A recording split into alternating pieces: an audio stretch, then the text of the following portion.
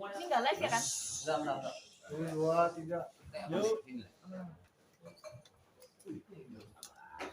Coba, mungkin tinggal dikit. Oke, baik. Selamat siang teman-teman. Terima kasih sudah hadir. Untuk hari ini kami menggelar jumpa pers mendampingi Pak Freddy Wijaya, yang dimana dalam hal ini beliau nanti akan menyampaikan silsilah keluarga dari Bapak. Lalu nanti kami akan bicara dari sisi hukumnya. Waktu dan tempat kami persilahkan. Mari Pak, silakan. Perkenalkan diri. Ya, selamat siang rekan-rekan semua. Terima kasih atas kedatangannya di siang ini. Nama saya Freddy Wijaya, ya, salah satu putra dari almarhum ayah saya Eka Cipta Wijaya, di mana beliau sewaktu masih hidup memiliki 5 orang istri dan 28 anak. Nah, dari silsilah ini, istri pertama memiliki 8 anak, kedua 7 anak, ketiga 9, keempat 3, yang terakhir 1 anak. Nah, dari semua anak, hanya 4 anak dari istri pertama yang menguasai dinasti Sinar Mas Group, yaitu Teguh Ganda Wijaya, Indra Wijaya, Mukhtar Wijaya, dan Franky Usman Wijaya, yang saya rasa sudah cukup dikenal di kalangan masyarakat Indonesia sebagai konglomerat yang menguasai industri dari hulu ke hilir. Nah, untuk sementara itu yang saya sampaikan. Selanjutnya kuasa hukum saya yang akan melanjutkan. Ya, selamat siang teman-teman semua. Bahwa secara hukum kami sah mendampingi klien kami, saudara Freddy Wijaya, berdasarkan surat kuasa, ya. Jadi surat kuasa sudah ditandatangani kemarin Pak ya, kepada kantor hukum Sunan Kalijaga dan juga partners. Ini sudah jelas, ya. Ini sudah ditandatangani di meterai 10.000. Ya, artinya secara resmi beliau menunjuk kantor Sunan Kalijaga bersama tim untuk mendampingi saudara Freddy Wijaya untuk memperjuangkan hak yang sampai saat ini beliau belum mendapatkan. Dan saya perlu sampaikan, betul Pak ya, bahwa ibu dari Bapak Freddy masih hidup. Betul. Sedangkan istri-istri dari Bapak Eka Cipta itu nomor 1, nomor 2, 3, nomor dan 5 memang sudah almarhum. Jadi beliau ini masih bersyukur ibunya sampai saat ini masih bersama dengan keluarga. Perlu kami sampaikan bahwa yang namanya hak sampai kapanpun keperdataan itu tidak akan pernah hilang. Bahkan hak itu diwariskan kepada anak-anaknya.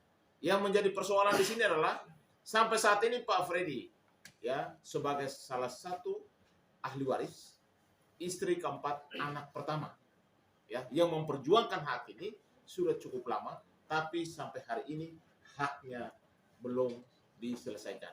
Perlu kami sampaikan bahwa dalam perjuangan beliau pernah ada datang tawaran kepada Bapak ya, betul, untuk menyelesaikan haknya beliau 1 triliun. Tapi setelah beliau melihat bahwa perusahaan bapaknya itu harusnya kalau dibagi warisnya beliau mendapatkan hak 13 triliun.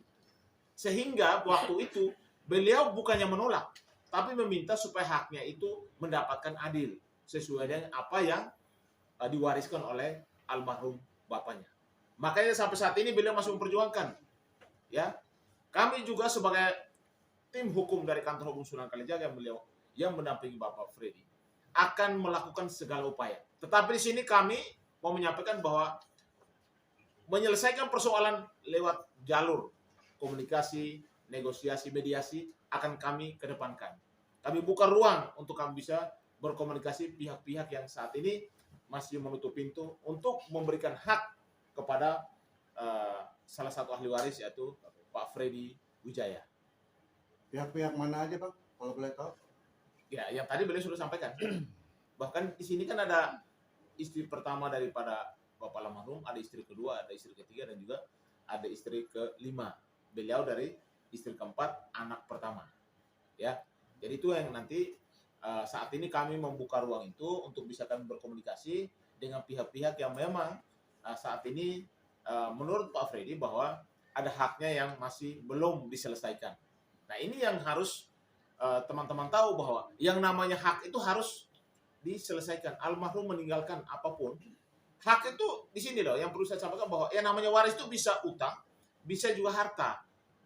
Karena bapak almarhum meninggalkan harta itu kan harus dibagi secara benar menurut hukum. Karena ada juga di notaris Pak ya, bahwa sebenarnya sudah diaktakan notaris bahwa bapaknya juga sebelum beliau wafat masih hidup, beliau juga sebenarnya sudah membuat akta di notaris bahwa inilah nama istri dan anak-anak tersayang. Betul. Itu sudah jelas semuanya. Namun hari ini kami sampaikan bahwa kantor hukum Sunan Kalijaga nanti yang mendampingi Bapak Freddy Wijaya untuk memperjuangkan hak-haknya. Itu dari saya dulu. Pak Freddy, boleh nanya, Bapak kan tadi dibilang anak pertama ya, berarti punya adik.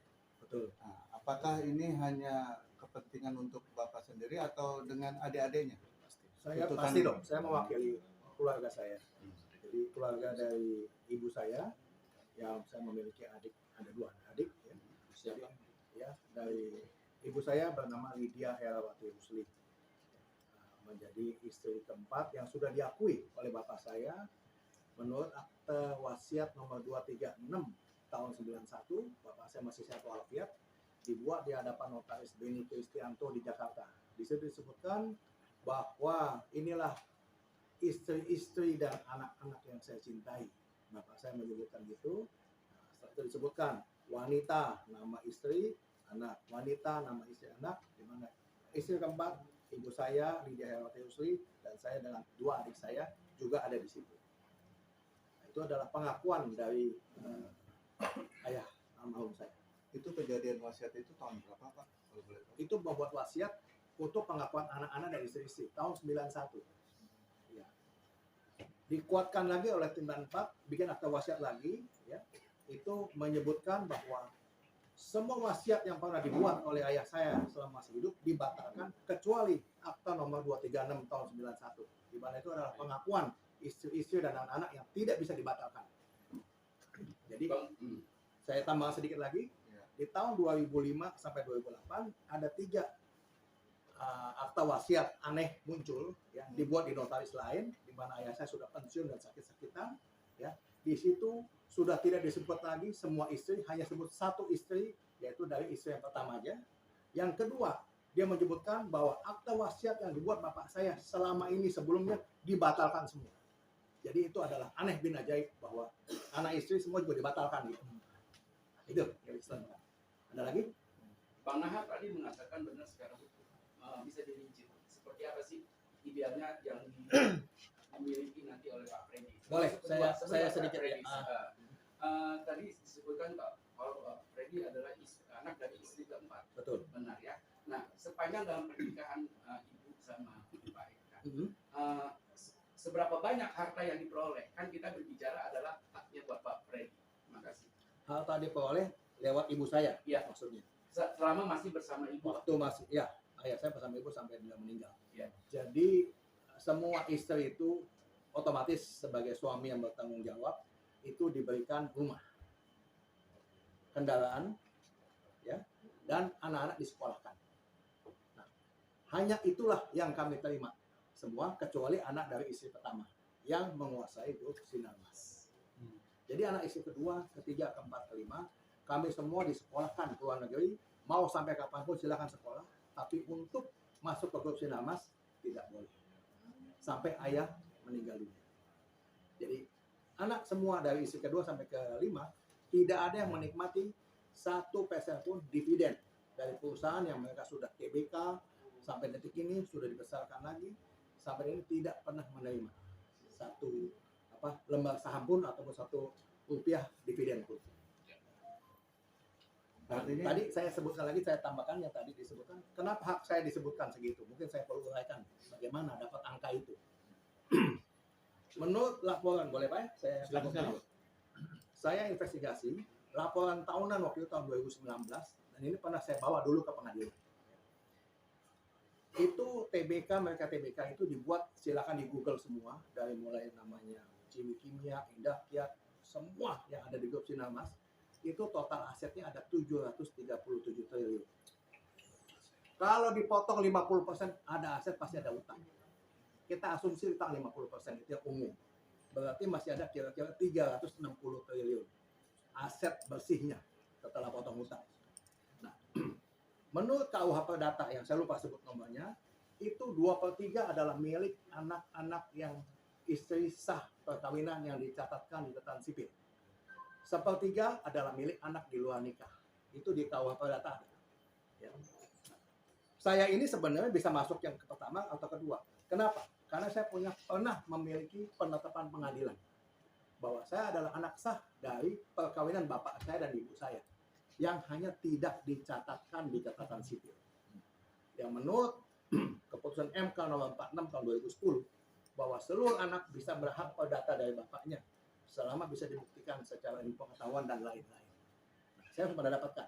Cuman mereka dengan segala cara mereka batalkan itu akte penetapan anak saya dari pengadilan Jakarta Pusat yang saya dapatkan tahun 2020 di bulan Februari. Ya. Nah, sekarang bagaimana cara menghitungnya? Dari 5 istri ada 28 anak. 360 triliun. Anggap ini anak satu sama anak dua. Karena kebetulan saya ceritakan juga, anak dari istri kedua semuanya ini, ibu yang istri kedua ini memiliki juga surat kawin yang sebenarnya lebih sah daripada anak istri pertama. Kenapa? Ini dibuat surat kawin tahun 51, dicatatkan di Tondano Minahasa, istri kedua. Istri pertama, malah waktu itu zaman Jepang, bapak saya menikah tahun 43, itu belum dicatatkan catatan sipil. Bapak saya buat diam-diam tahun 53 di Makassar, dicatatkan di catatan sipil Makassar. Jadi secara hukum, melalui PT UN harus dibatalkan sebenarnya. Karena tidak boleh, Undang-Undang Perkawinan bilang, punya 2 akte nikah di negara NKRI. Ya. Nah, jadi saya anggap ini anak 1 dan 2 sudah memiliki hak sebagai anak dari perkawinan sah. Saya anggap begitu dulu sebenarnya. Jadi yang 3, 4, 5 total ini adalah 8, 7, 9, 3, 1. Ini total 13. Kalau 13 tadi 1/3 dari 360 itu 120. Dibagi 13 ya kurang lebih hampir 10 T. Keluarga saya ada 3 anak. Keluarga saya 30 T. Jadi saya anggap kurang lebih ada 13 T. Itu perhitungannya. Apalagi sekarang sudah tahun 2020, 2021 sampai 2025 itu semua dividen kami nggak pernah menikmati. Kalau lihat dividen aja udah puluhan T itu setiap tahun di TBK itu. Semua banyak TBK. Itu dibagi aja tuh ibarat hak kami ini sekarang ini tidak ada apa-apanya dengan kekayaan mereka. Nah, itulah yang bisa saya jelaskan.